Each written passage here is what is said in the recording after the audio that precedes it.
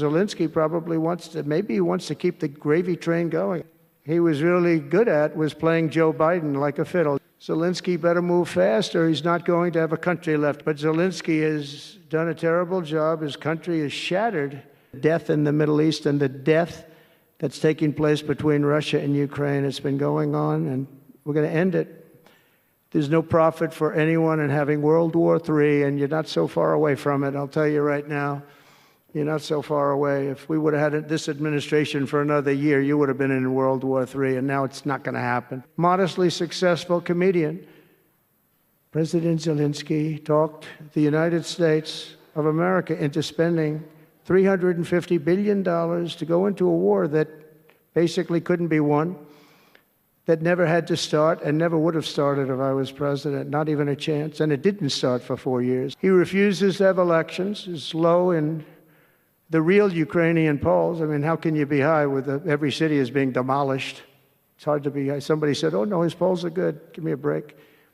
Every city is being demolished. They look like a demolition site, every single one of them. And the only thing he was really good at was playing Joe Biden like a fiddle. He played him like a fiddle. That's an expression we use, yes, sir, to say that he's pretty easy.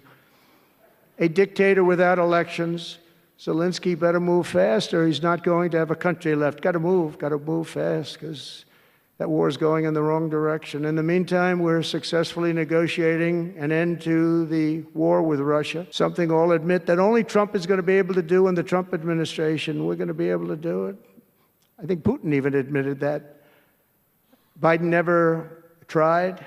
Europe has failed to bring peace, and Zelenskyy probably maybe he wants to keep the gravy train going. I don't know what's the problem, but he hasn't been able. He's very upset that he wasn't invited. He could have come if he wanted to, but that he wasn't invited to Saudi Arabia. But he's been working for 3 years. There's never been even meetings or phone calls to stop this war. It's a horrible thing. I love Ukraine, but Zelenskyy has done a terrible job. His country is shattered, and millions of people have unnecessarily died.